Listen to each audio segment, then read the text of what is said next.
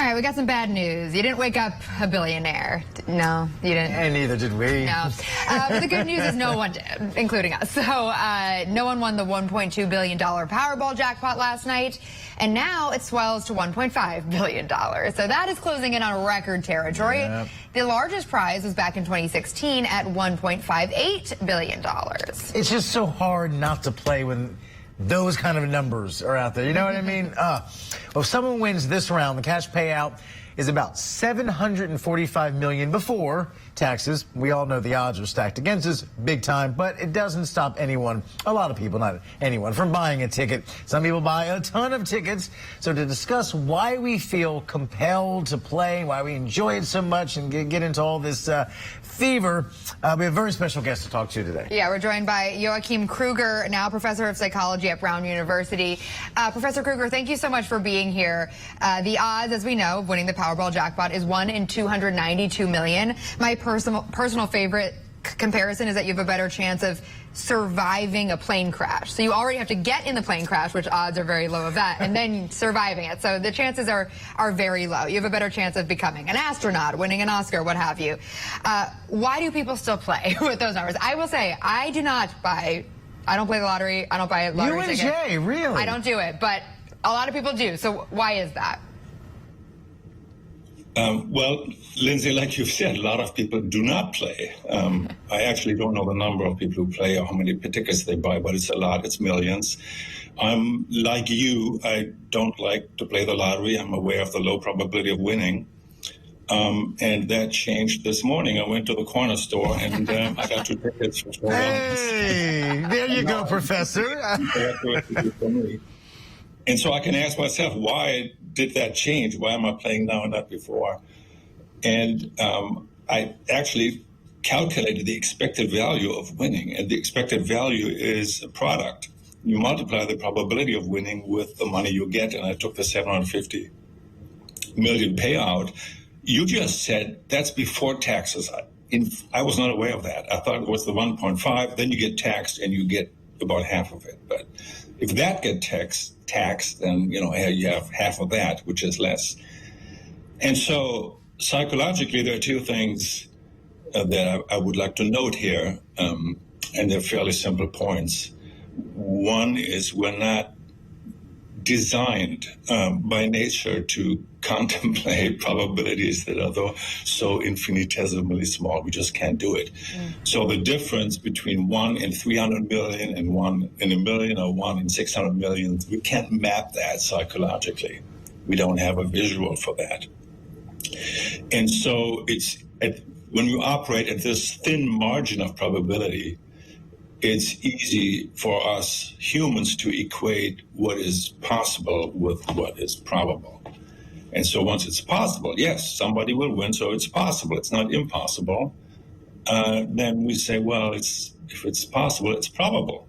And we tend to overestimate if we're forced to put a number subjectively. How likely is it that I win? It feels like maybe 1 in a million, not like 1 in 300 million.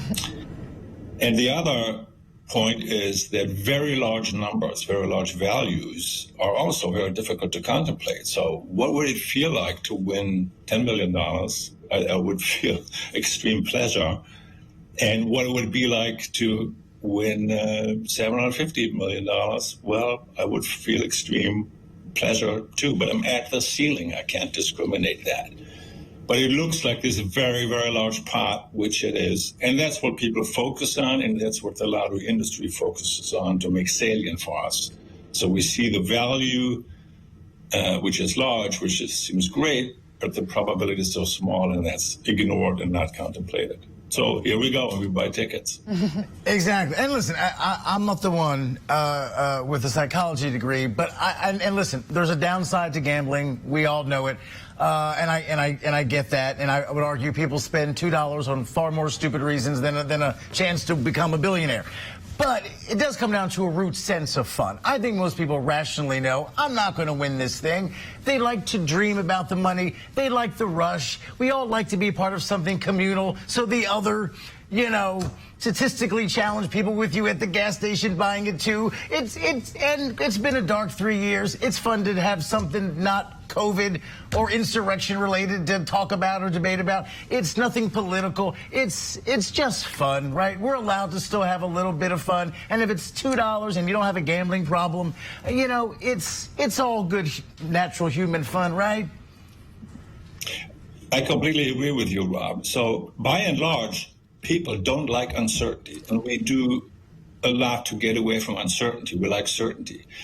But that's not the whole story. There is a thrill in not knowing, and I would like to quote a classic rock lyric from Deep Purple back in the day.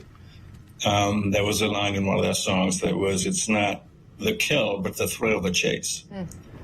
And we have evolved to have some sensitivity to that, for the hunt, for foraging, and will we get the prize? And when it's not certain whether we will get the prize, that creates this additional tickle. And the $2 or the $4 are easily discounted, but even if we don't win at that moment, exactly as you said, there is the thrill of imagining the possibility. And on top of that, as you said as well, the social element of being part of the game with others, which actually reduces your chances to win if other players play too, but you're part of fun-loving thrill seekers, and in the moment that does feel good.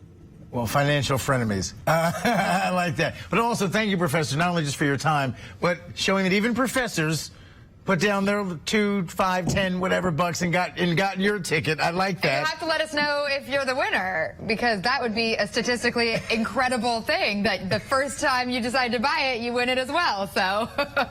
Well, you know why I had to buy it. The other reason is when I agreed to do this interview, of course, I know this is part of the gift economy and you wouldn't pay me, but I asked the producer, hey, can you send me some tickets for compensation? And they didn't even answer that, so I got them myself.